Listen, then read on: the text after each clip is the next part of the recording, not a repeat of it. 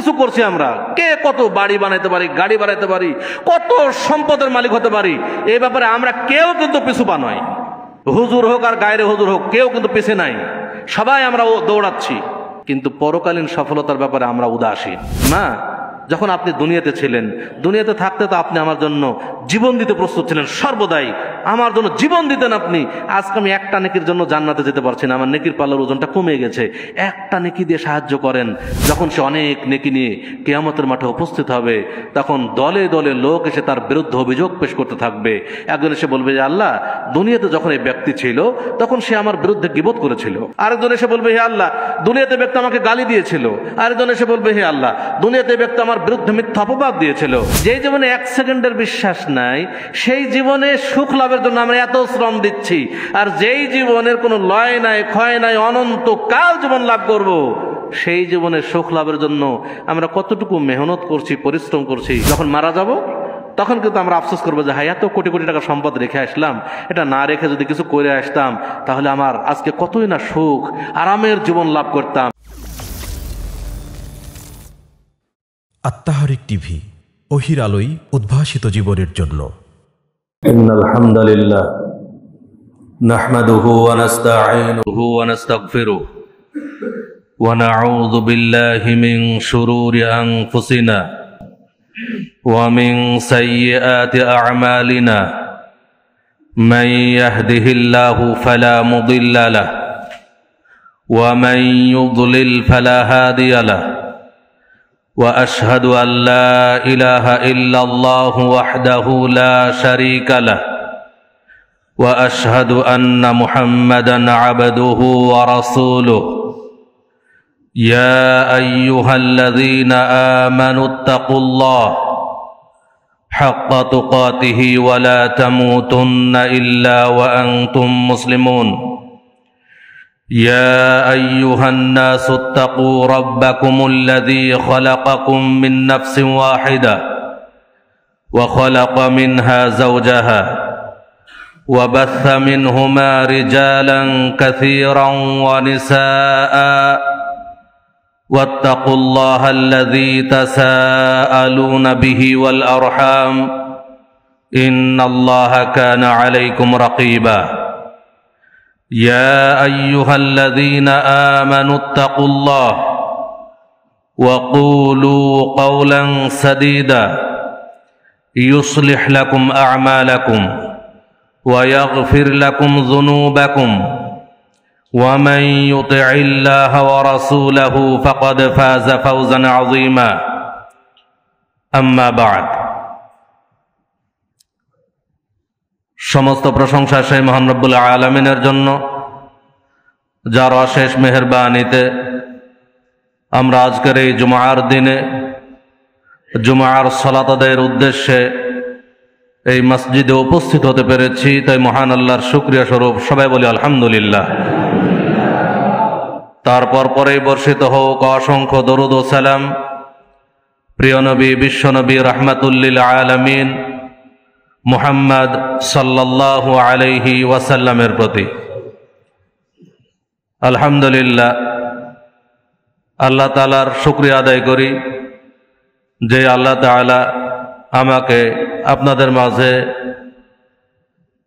খুতবা দানের জন্য এই মেম্বারে ওঠার তৌফিক দান করেছেন। আলহামদুলিল্লাহ, শুকরিয়া আদায় করছি অত্র মসজিদের ইমাম, খতিব এবং মসজিদের কমিটি যারা আমাকে আজকের এই খুতবায় সুযোগ দিয়েছেন এবং যারা আজকের এই খুতবায় উপস্থিত হয়েছেন, মসজিদে সালাত আদায় করার জন্য এসেছেন, সকলের শুকরিয়া আদায় করে আল্লাহর কাছে আমাদের সকলের এই নেক আমলগুলো কবুল করার জন্য ফরিয়াদ করে আজকের খুতবা শুরু করছি। ওয়া মা তাওফীকি ইল্লা বিল্লাহ আলাইহি তাওয়াক্কালতু ওয়া ইলাইহি উনীব।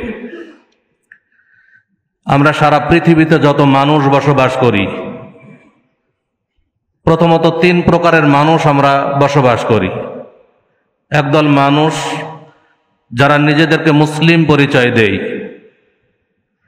2 নাম্বার, একদল মানুষ যারা ইসলামকে বিশ্বাস করে না, আল্লাহকে বিশ্বাস করে না, তারা কাফের। আর আরেক দল মানুষ যারা মুখে ইসলামের কথা বলে অন্তরে কুফরি, যাদেরকে আমরা মুনাফিক হিসেবে জানি। এই তিন প্রকার মানুষের মধ্যে আমরা হলাম মুসলিম, যারা আমরা নিজেদেরকে মুসলিম পরিচয় দেই। মুসলিমদের মধ্যে দুই ধরনের মুসলিম আমরা বসবাস করি। এক প্রকার মুসলিম যারা আল্লাহর ইবাদত করার জন্য প্রতিযোগিতা করে, কে কত আল্লাহর ইবাদত করতে পারে, কিভাবে আল্লাহকে সন্তুষ্ট করা যায়, কোন ইবাদতে আল্লাহ বেশি সন্তুষ্ট হন, এই ইবাদতগুলো বেশি করার চেষ্টা করি। আরেক শ্রেণীর মুসলিম যারা নিজেদেরকে মুসলিম পরিচয় দেই, কিন্তু পাপ কাজের প্রতিযোগিতা করি, কত পাপ করা যায় এবং পাপ কাজের স্বাধীনতা অর্জনেরও চেষ্টা করি। আজকে মুসলিমদের মধ্যেই দেখা যাচ্ছে যে মুসলিমরাই নিজেদের বাবা মার বিরুদ্ধে আন্তর্জাতিক আদালতে মামলা পর্যন্ত করি। কেন করি? আমাকে স্বাধীনতা দিতে হবে। কিসের স্বাধীনতা? আমি পাপ কাজ করব, আমার মন যা বলে তাই করব, এর স্বাধীনতা চাই। অথচ তাকে যদি বলেন তুমি কি, বলবে আমি মুসলিম। তার বিভিন্ন শ্রেণীর মুসলিম আমরা বসবাস করছি। আবার যারা ইবাদত করছি তাদের মধ্যে আমরা আবার দুই প্রকার। একদল মুসলিম যারা ইবাদত করি, তারা কোরআন হাদিসের দলিল থাক আর না থাক, ভালো কাজ হলেই হলো, আমাকে করতে হবে। আমার দৃষ্টিতে মনে হচ্ছে এটা ভালো কাজ, অতএব এটা করলেই নেকি পাবো, বেশি নেকি পাওয়া যাবে। এই জন্য এই ভালো কাজগুলো ভালো কাজের দোহাই দিয়ে মানবিক দৃষ্টিতে যেটা ভালো মনে হচ্ছে সেটাই করার চেষ্টা করি। আরেক দল মুসলিম যারা মনে করি আমার বিবেকের দৃষ্টিতে যেটা ভালো কাজ সেটা ভালো নয়, যতক্ষণ পর্যন্ত আমার ওই ভালো কাজটি কোরআন এবং সহিহ হাদিস সমর্থন না করে। অতএব আমার প্রতিটি কাজ যেন কোরআন এবং সহিহ হাদিসের দলিল অনুযায়ী হয়। আল্লাহর রাসূল সাল্লাল্লাহু আলাইহি ওয়াসাল্লাম করেছেন, করতে বলেছেন, সমর্থন করেছেন, এমন যেন হয়। এমন কাজ যেন না করি যেটা আমি ভালো কাজের দোহাই দিয়ে করছি, অথচ রাসূলুল্লাহ সাল্লাল্লাহু আলাইহি ওয়াসাল্লাম করেননি, করতে বলেননি, সমর্থনও করেননি, এমন যেন না হয়। তারাই হচ্ছে আহলুল হাদিস। আলহামদুলিল্লাহ, আল্লাহ তাআলা মুসলিমদের মধ্যে সর্বশ্রেষ্ঠ যারা যারা পবিত্র কোরআন এবং সহিহ হাদিসের নিঃশর্ত অনুসরণ করি, আমরা আহলুল হাদিস হতে পেরেছি, নিজেদেরকে আহলুল হাদিস পরিচয় দিতে পারি, এর জন্য আবারও শুকরিয়া আদায় করি আলহামদুলিল্লাহ। সম্মানিত উপস্থিতি, বর্তমান জামানার মানুষ আমরা পাপ কাজের দিকে বেশি ধাবিত। আমরা এমন কোনো মানুষ নাই যারা বলতে পারবো যে আমার দ্বারা পাপ হয় না। যদি আমি বলি যে আমার দ্বারা পাপ হয় না, তাহলে আমি মিথ্যাবাদী। কেউ যদি বলে যে আমি পাপ কাজ করি না, হয় সে মিথ্যাবাদী, অন্যথায় সে অহংকারী। সকলেই পাপ করি, কেউ বেশি পাপ করি, কেউ কম পাপ করি, পার্থক্য এতটুকুই। কিন্তু পাপের ঊর্ধ্বে আমরা কেউ নই।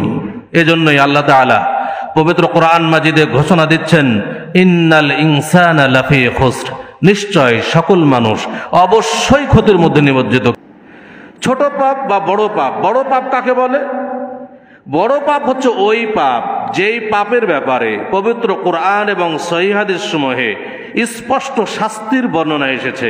দুনিয়াবী শাস্তি হতে পারে, পরকালীন শাস্তি হতে পারে, স্পষ্ট শাস্তির বর্ণনা এসেছে। এবং যে সকল পাপের ব্যাপারে ধিক্কার দেওয়া হয়েছে এবং যে সকল পাপের ব্যাপারে অনেক কঠোরতা করা হয়েছে, লানত করা হয়েছে, এই পাপগুলো হলো বড় পাপ, কাবিরা গুনাহ। আর সগীরা গুনাহ ছোট গুনাহ। ছোট পাপ কোনগুলো?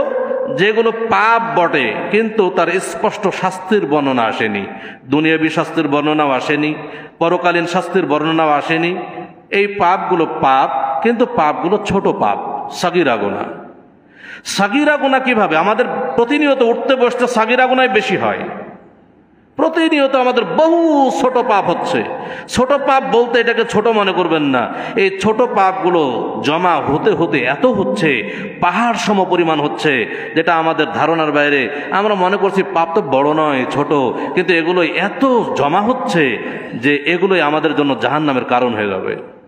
এগুলো থেকে ক্ষমা অর্জনের মাধ্যম কি? আল্লাহ তাআলা পবিত্র কোরআন মাজিদে ঘোষণা দিচ্ছেন, ইন্নাল হাসানাত ইউযহিবনাস সাইয়্যাত, নিশ্চয় সৎকর্ম অসৎ কর্মকে মিটিয়ে দেয়।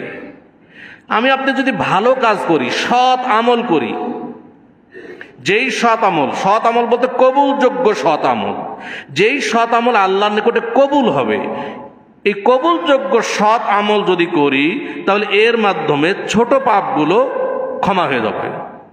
যেমন আল্লাহর রাসূল সাল্লাল্লাহু আলাইহি ওয়াসাল্লাম বলছেন, একজন মানুষ যখন অজু করে, অজু করার সময় যখন সে তার মুখমণ্ডল ধৌত করে, মুখমণ্ডল যখন ধৌত করে, চোখ দিয়ে দেখার মাধ্যমে যত পাপ করেছে এই পাপগুলো ওই অজুর পানির সাথে বা পানির শেষ ফোঁটার সাথে বের হয়ে যায়।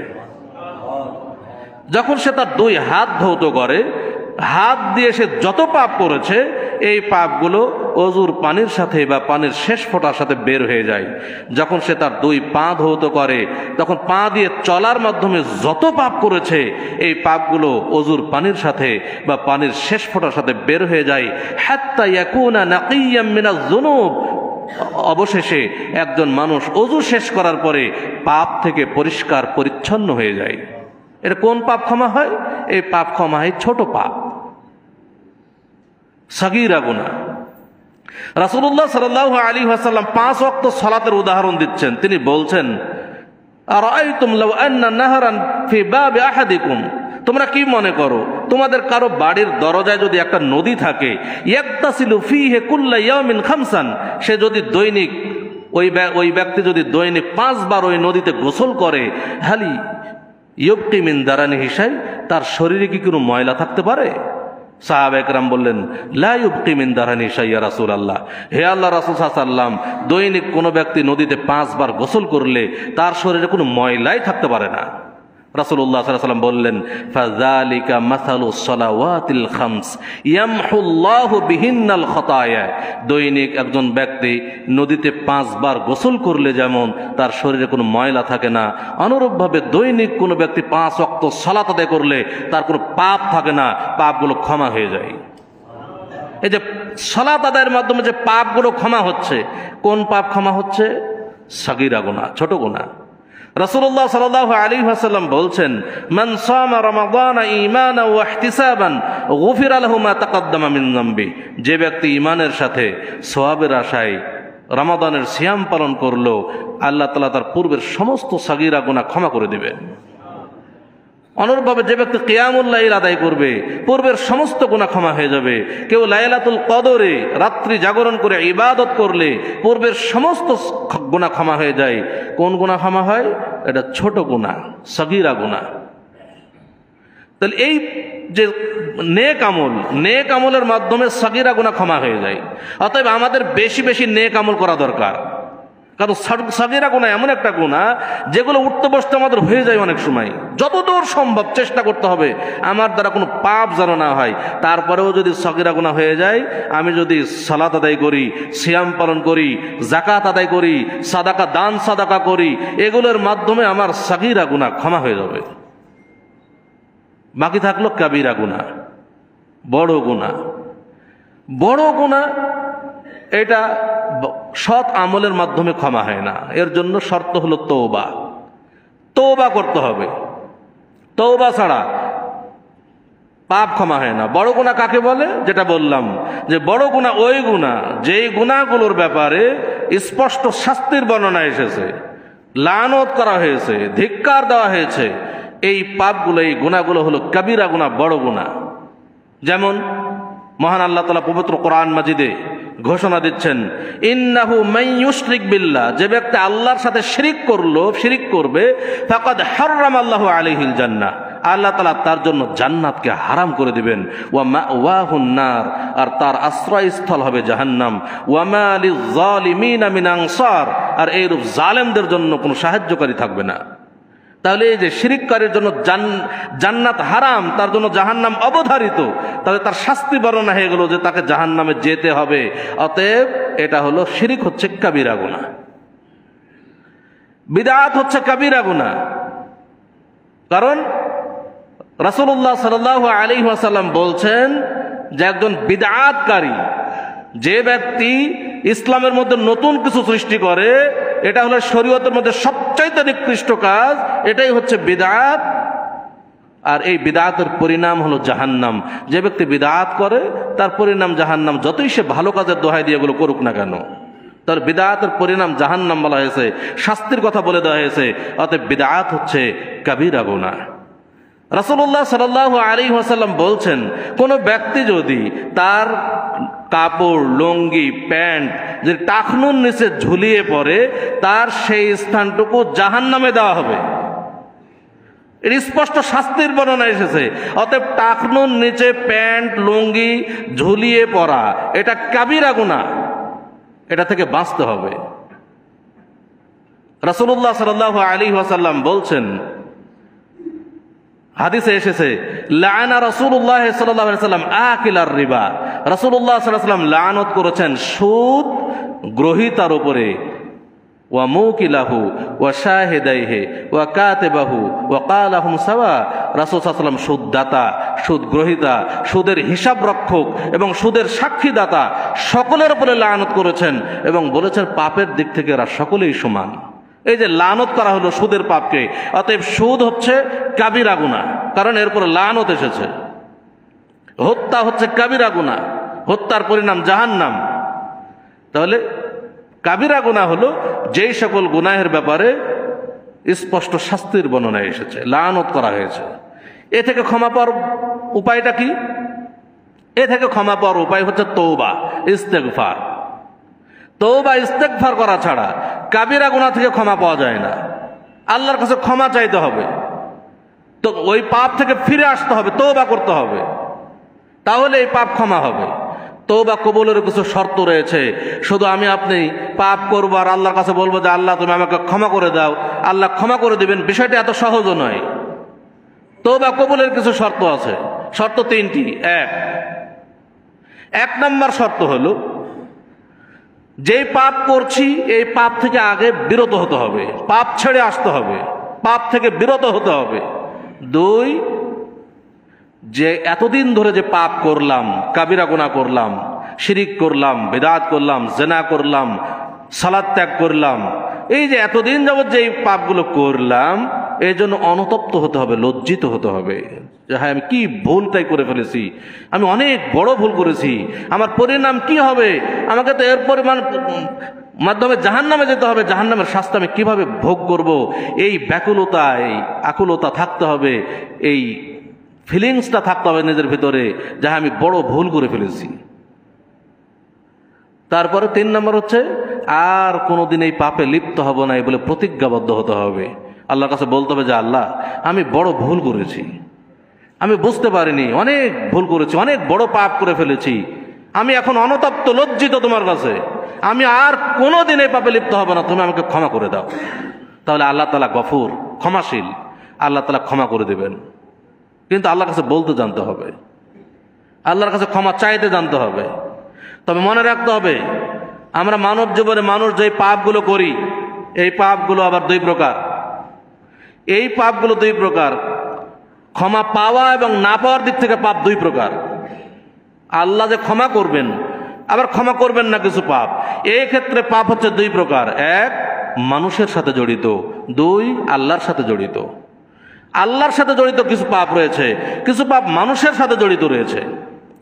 যেই পাপগুলো আল্লাহর সাথে জড়িত, সেই পাপগুলো করার পরে কোনো ব্যক্তি যদি ভুল বুঝতে পারে, অনুতপ্ত হয়, আল্লাহর কাছে প্রতিজ্ঞাবদ্ধ হয় যার কোনোদিনে পাপে লিপ্ত হবে না, তাহলে আল্লাহ পাপ ক্ষমা করবেন যদি সে পাপ আল্লাহর সাথে জড়িত হয়। যেমন শিরিক, পৃথিবীর সবচাইতে বড় পাপ শিরিক। এরপরেও কোনো ব্যক্তি যদি শিরিক করার পরে অনুতপ্ত হয়ে, লজ্জিত হয়ে, আল্লাহর কাছে প্রতিজ্ঞাবদ্ধ হয়ে ক্ষমা চায়, তাহলে আল্লাহ শিরকের পাপ ক্ষমা করবেন। কারণ শিরিক আল্লাহর সাথে জড়িত পাপ, বিদআত আল্লাহর সাথে জড়িত পাপ। আল্লাহর কাছে এই শর্ত সাপেক্ষে ক্ষমা চাইলে আল্লাহ তাআলা তাকে ক্ষমা করবেন। কিন্তু এক প্রকার পাপ রয়েছে কি, মানুষের সাথে জড়িত। এই পাপগুলো অত্যন্ত ভয়ঙ্কর, যে পাপগুলো আল্লাহ তাআলা ক্ষমা করবেন না। আপনার অর্থ সম্পদ আছে, হজ করছেন, আরাফার ময়দানে অনেক কান্নাকাটি করছেন, কিন্তু পাপ ক্ষমা করবেন না। আপনি তাহাজ্জুদ গুজারি মানুষ, তাহাজ্জুদ পড়ছেন, রাত্রে উঠে আল্লাহর কাছে অনেক কান্নাকাটি করছেন, আল্লাহর কাছে ক্ষমা চাচ্ছেন, কিন্তু এমন কিছু পাপ রয়েছে যেগুলো মানুষের সাথে জড়িত, আল্লাহ আপনাকে ক্ষমা করবেন না। সেই পাপগুলো অত্যন্ত ভয়ঙ্কর। সেটা হল মানুষের সাথে সম্পর্কিত। যেই পাপগুলো মানুষের সাথে সম্পর্কিত, এই পাপগুলো আল্লাহ ক্ষমা করবেন না। মানুষের থেকে যার সাথে সম্পর্কিত তার থেকেই ক্ষমা চাইতে হবে। ওই ব্যক্তি ক্ষমা করলে ক্ষমা হবে, অন্যথায় ক্ষমা হবে না। যেমন আমাদের বর্তমান জামানে একটা পাপকে আমরা পাপ মনে করি না। কি পাপ সেটা? যেমন গীবত। মানুষ আমরা দু চারজন এক জায়গায় বসলে একজন আরেকজনের বদনাম পরনিন্দা করি, কত যে বদনাম করি। এই পাপ মানুষের সাথে জড়িত পাপ, আল্লাহ ক্ষমা করবেন না। কারণ আমি তার সম্মান নষ্ট করছি, তার গীবত করে তার সম্মান নষ্ট করছি। সাবধান থাকতে হবে। গীবতের পাপ মানুষের সাথে জড়িত। কারো বিরুদ্ধে মিথ্যা অপবাদ দিলে সেটা মানুষের সাথে জড়িত, এই পাপ আল্লাহ ক্ষমা করবেন না। এই পাপগুলো থেকে ক্ষমা পাওয়ার মাধ্যম কি? হাদিস এসেছে এই পাপগুলো থেকে ক্ষমা পাওয়ার মাধ্যম, ক্ষমা পাওয়ার কোনো মাধ্যম নাই। এই পাপ থেকে ক্ষমা পাওয়ার মাধ্যম একটাই, যার থেকে আগের যে শর্ত আছে সেই শর্ত 3টা ঠিক থাকবে। 4th নম্বর শর্ত যোগ হবে যে যার সাথে জড়িত তার থেকে ক্ষমা চাইতে হবে। কারো যদি হক নষ্ট করে থাকি তার হক তাকে ফিরিয়ে দিতে হবে, দিয়ে তার থেকে ক্ষমা চাইতে হবে। ওই ব্যক্তি ক্ষমা করলে ক্ষমা হবে, অন্যথায় ক্ষমা হবে না। যদি ক্ষমা না চাই, যদি তিনি ক্ষমা না করেন, তাহলে বিচার কিভাবে হবে? কারণ আল্লাহ তো ক্ষমা করবেন না। কিভাবে বিচার হবে? কিয়ামতের দিন বিচারের পদ্ধতি কি হবে? এই সম্পর্কে সহিহ মুসলিমে একটি গুরুত্বপূর্ণ চমৎকার একটি হাদিস। রাসূলুল্লাহ সাল্লাল্লাহু আলাইহি ওয়াসাল্লাম একদা সাহাবায়ে কেরামকে জিজ্ঞেস করছেন, আতাদরুনা মাল মুফলিস? হে সাহাবীরা, তোমরা কি জানো সবচাইতে অসহায়, দরিদ্র, নিঃস্ব ব্যক্তিকে? সাহাবায়ে কেরাম বললেন, আল মুফলিসু ফিনা মান লা দিরহাম লাহু ওয়ালা মাতা। আমাদের মধ্যে সবচাইতে অসহায়, দরিদ্র, নিঃস্ব ব্যক্তি হলো ওই ব্যক্তি যেই ব্যক্তির ধন সম্পদ কিছুই নাই। সেই ব্যক্তি রাসূলুল্লাহ সাল্লাল্লাহু আলাইহি ওয়াসাল্লাম বললেন, ইন্নাল মুফলিসা মিন উম্মতি মান ইয়াতি ইয়াউমাল কিয়ামাতি বিসালাতিন ওয়া সিয়ামিন ওয়া যাকাতিন। আমার উম্মতের সবচাইতে অসহায়, দরিদ্র, নিঃস্ব ব্যক্তি হলো ওই ব্যক্তি যেই ব্যক্তি কিয়ামতের দিন প্রচুর পরিমাণে নেকি নিয়ে উপস্থিত হবে। অনেক নেকি অর্জন করেছে দুনিয়াতে, অনেক নেকি, প্রচুর পরিমাণে নেকি নিয়ে কিয়ামতের মাঠে উপস্থিত হবে। সে দুনিয়াতে নিয়মিত সালাত আদায় করেছে, সিয়াম পালন করেছে, যাকাত আদায় করেছে, অনেক দান খেরাত করেছে, অনেক নেকি অর্জন করে কিয়ামতের মাঠে উপস্থিত হবে। ওয়ায়াতি ক্বাদ শাতামা হাযা ওয়া ক্বাযাফা হাযা ওয়া আকালা মালা হাযা ওয়া সাফাকা দামা হাযা ওয়া দারাবা হাযা। যখন সে অনেক নেকি নিয়ে কিয়ামতের মাঠে উপস্থিত হবে, তখন দলে দলে লোক এসে তার বিরুদ্ধে অভিযোগ পেশ করতে থাকবে। একজন এসে বলবে যে, আল্লাহ, দুনিয়াতে যখন এই ব্যক্তি ছিল তখন সে আমার বিরুদ্ধে গীবত করেছিল, আমার গীবত করেছিল। আরেকজন এসে বলবে, হে আল্লাহ, দুনিয়াতে ব্যক্তি আমাকে গালি দিয়েছিল। আরেকজন এসে বলবে, হে আল্লাহ, দুনিয়াতে ব্যক্তি আমার বিরুদ্ধে মিথ্যা অপবাদ দিয়েছিল। আরেকজন এসে বলবে, হে আল্লাহ, দুনিয়াতে এই ব্যক্তি আমার অন্যায়ভাবে ধন সম্পদ জোর করে দখল করে রেখেছে, আমার ধন সম্পদ দেয় নাই। আরেকজন এসে বলবে, হে আল্লাহ, এই ব্যক্তি আমার বাবা ছিল, আমার বাবা তার অন্য সন্তানদেরকে সম্পদ দিয়ে দিয়েছে, আমাকে সম্পদ থেকে বঞ্চিত করেছে। আমি তার মেয়ে ছিলাম, তার ছেলে সন্তানদেরকে সম্পদ দিয়েছে, আমি মেয়ে আমাকে বঞ্চিত করেছে। আরেকজন এসে বলবে, হে আল্লাহ, দুনিয়াতে ব্যক্তি আমার ভাই ছিল, আমার ভাই আমার সম্পদ অন্যায়ভাবে দখল করে রেখেছে, আমার সম্পদ আমাকে বুঝিয়ে দেয় নাই। এইভাবে একের পর এক অভিযোগ করতে থাকবে। তখন কিভাবে ফয়সালা হবে? রাসূল সাল্লাল্লাহু আলাইহি ওয়াসাল্লাম বলেন, ফায়ুতা হাযা মিন হাসানাতিহি ওয়া হাযা মিন হাসানাতিহি। যখন এইভাবে অভিযোগ পেশ হতে থাকবে, তখন আল্লাহ তাআলা একের পর এক নেকি দিয়ে পরিশোধ করতে থাকবেন। যখন একজন এসে বলবে, হে আল্লাহ, দুনিয়াতে আমাকে গালি দিয়েছিল, তখন গালির সমপরিমাণ নেকি, ওই ব্যক্তির যে অনেক নেকি, ওই নেকি থেকে গালির সমপরিমাণ নেকি ওকে দিবেন, দিয়ে বলবেন, যাও, আজকে তোমাকে নেকি দিয়ে পরিশোধ করে দেওয়া হলো। আরেকজন যখন এসে বলবে, হে আল্লাহ, দুনিয়াতে ব্যক্তি আমার বিরুদ্ধে মিথ্যা অপবাদ দিয়েছিল, আমি চুরি করিনি তাও বলেছে চোর, আমি জেনা করিনি তাও আমাকে জেনাকার বলে আখ্যায়িত করেছে, তখন আবার ওই পরিমাণ নেকি, ওই ব্যক্তির যে অনেক নেকি আছে তার থেকে ওই পরিমাণ নেকি নিয়ে তাকে দিয়ে বলবেন, যাও, আজকে তোমাকে পরিশোধ করে দেওয়া হলো। এইভাবে একের পর এক নেকি দিয়ে পরিশোধ করতে থাকবেন। ফাইন ফানিয়াত হাসানাতুহু, এইভাবে নেকি দিয়ে পরিশোধ করতে করতে যখন নেকি শেষ হয়ে যাবে, অত অভিযোগকারী আর এখনো শেষ হয়নি, অভিযোগকারী আসছে অভিযোগ করতে, কিন্তু নেকি দিয়ে পরিশোধ করার মতো আর নেকিই নাই। তখন কি করবেন আল্লাহ? উখিযা মিন খাতায়াহুম ফাতুরিহাত আলাইহি সুম্মা তুরিহা ফিন্নার।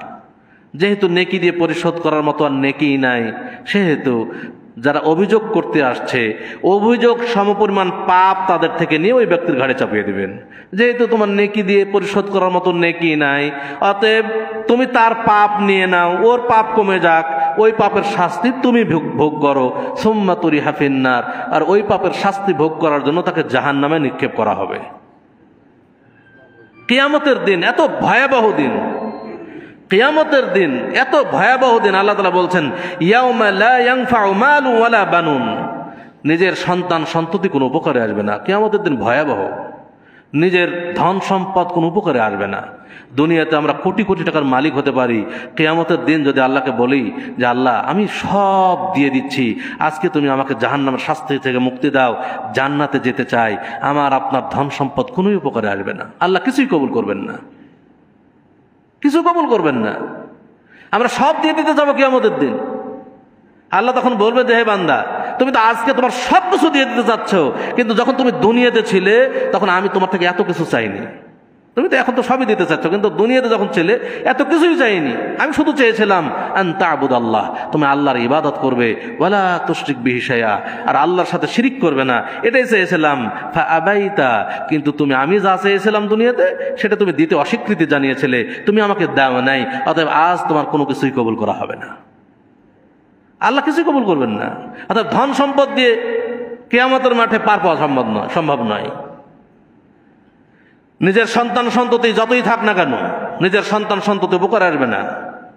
নিজের ক্ষমতা, আপনি যত ক্ষমতাধর লোক হন না কেন দুনিয়াতে, আপনার ক্ষমতা কিয়ামতের মাঠে 4 পয়সার মূল্য নেই। ক্ষমতা দিয়ে কিছুই করতে পারবেন না, কিছুই হবে না।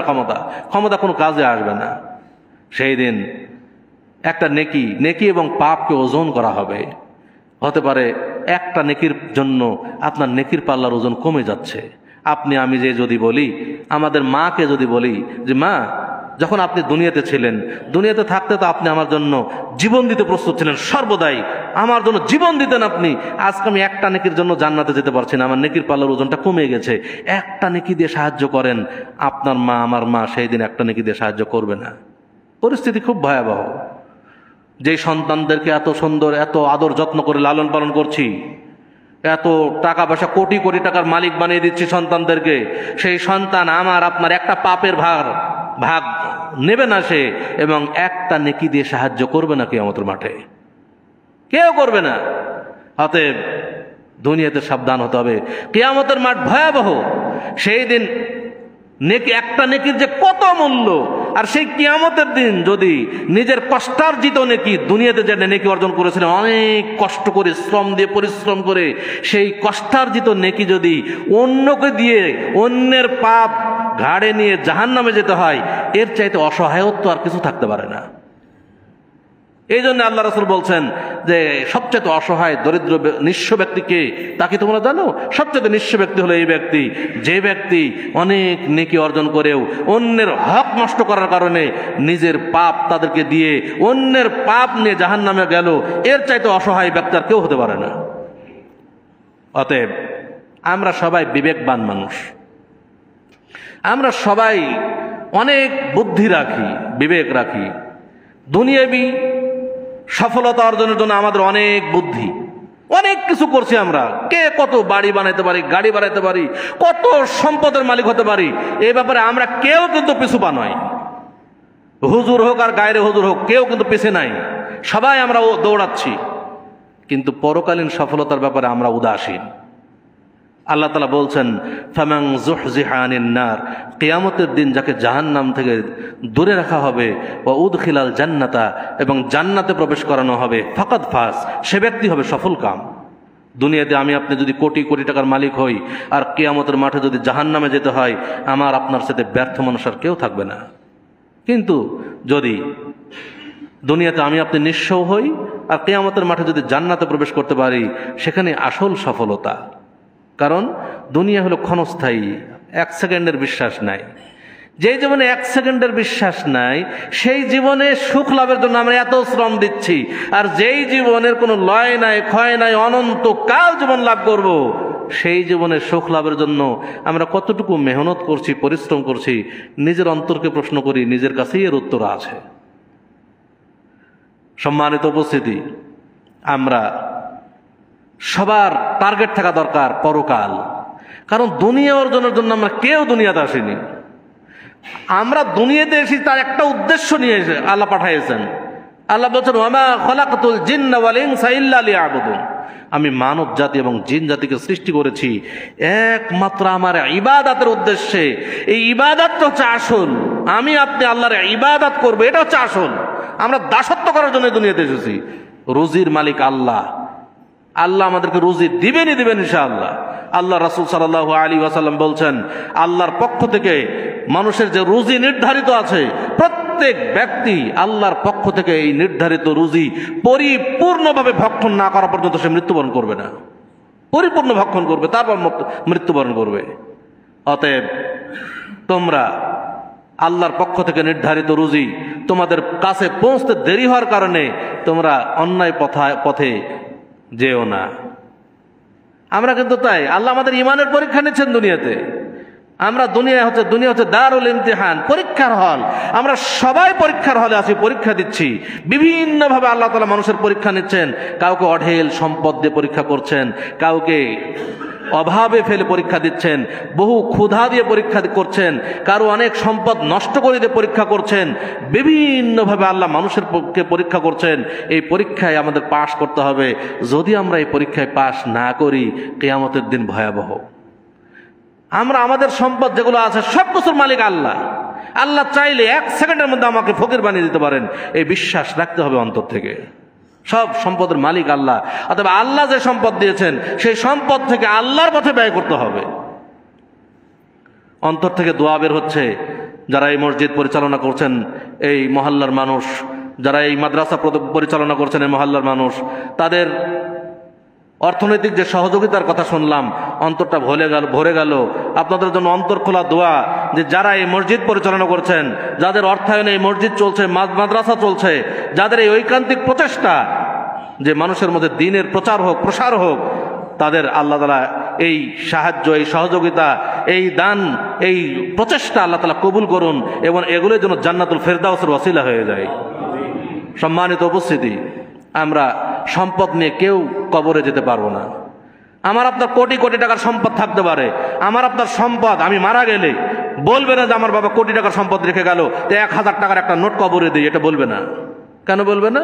ও জানে যে 1000 টাকার একটা নোট কবরে দেওয়া মানে এটা বৃথা, এটা বেকার, কোনো কাজে আসবে না। বরং আমাকে দাফন করার পরেই আমার সন্তানরা, আপনার সন্তানরা এসে মারামারি লাগবে, বলবো ওটা আমি নেব, বলবো ওটা আমি নেব।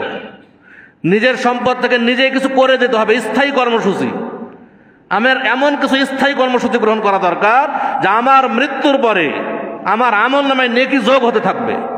তার মধ্যে একটা হচ্ছে মসজিদ। কেউ যদি একটা মসজিদ নির্মাণ করে যায়, যতদিন এই মসজিদ প্রতিষ্ঠিত থাকবে, যতদিন এই মসজিদে মানুষ সালাত আদায় করবে, এই নেকি তার কবরে আমল নামায় যোগ হতে থাকবে। আল্লাহ রাসূল সাল্লাল্লাহু আলাইহি ওয়াসাল্লাম বলছেন, মান বানা লিল্লাহি মাসজিদান বানাল্লাহু লাহু বাইতান ফিল জান্নাহ। যে ব্যক্তি আল্লাহর জন্য দুনিয়াতে একটা মসজিদ নির্মাণ করলো, আল্লাহ তাআলা তার জন্য জান্নাতে একটা ঘর নির্মাণ করবেন। সুবহানাল্লাহ, কি বিরাট সুযোগ, অফার দিয়ে দিয়েছেন। অনেক মানুষ আছে একাই একটা মসজিদ, একাই 5টা 10টা মসজিদ বানাইতে পারে। এই ধরনের মানুষ এই মহল্লাতে বসবাস করে। এই মহল্লার মানুষ কত সম্পদ আল্লাহ দিয়েছেন। এই সম্পদ দিয়েছেন মানে কি আল্লাহ নিয়ামত দিয়েছেন। আল্লাহ আমাদেরকে সম্পদ দিয়ে পরীক্ষা করতে চাচ্ছেন। দেখি, আমি তোমাকে অনেক সম্পদ দিলাম, তুমি কি আমার সম্পদ, আমার দেওয়া সম্পদ থেকে তুমি কি করো? আমার পথে আমার জন্য কিছু করো, না শুধু দুনিয়া নিয়ে ব্যস্ত থাকো? আল্লাহ কিন্তু পরীক্ষা করছেন। সবাই আমরা পরীক্ষা দিচ্ছি। যখন মারা যাব তখন কিন্তু আমরা আফসোস করবো যে এত কোটি কোটি টাকা সম্পদ রেখে আসলাম, এটা না রেখে যদি কিছু করে আসতাম তাহলে আমার আজকে কতই না সুখ আরামের জীবন লাভ করতাম। কিন্তু এমন এক সময় যে আফসোস করব, যেই সময় আফসোস করে আর কোনো লাভ হবে না। ওই সময় আসার আগে আমাদেরকে সতর্ক হতে হবে। আমরা কে কখন মারা যাব কেউ বলতে পারবো না। আমরা এখান থেকে এই মসজিদ থেকে বাড়ি ফিরে যাব এই গ্যারান্টি আমরা কেউ দিতে পারবো না। অতএব আমরা আমাদের পাপগুলো থেকে আল্লাহর কাছে তওবা করি, ক্ষমা চাই এবং কিছু ভালো কাজের পরিকল্পনা গ্রহণ করি। আল্লাহ রাসূল সাল্লাল্লাহু আলাইহি সাল্লাম বলছেন, একজন মানুষ যখন ভালো কাজের পরিকল্পনা গ্রহণ করেন সাথে সাথে আল্লাহ তাআলা তার আমলনামে নেকি লিখে দেন। যদি সেই ব্যক্তি ওটা বাস্তবায়ন করে আল্লাহ তাআলা সেই নেকিকে 10 গুণ থেকে 700 গুণ পর্যন্ত বাড়িয়ে দেন। আমরা যদি মসজিদে বসে একটা ভালো কাজের নিয়ত করে বের হতে পারি, এটাই আমার আপনার জন্য জান্নাতের ওসিলা হয়ে যেতে পারে। ভালো কাজ জান্নাতে পৌঁছার অনেক সহজ সহজ মাধ্যম, আমরা এগুলো পালন করি না।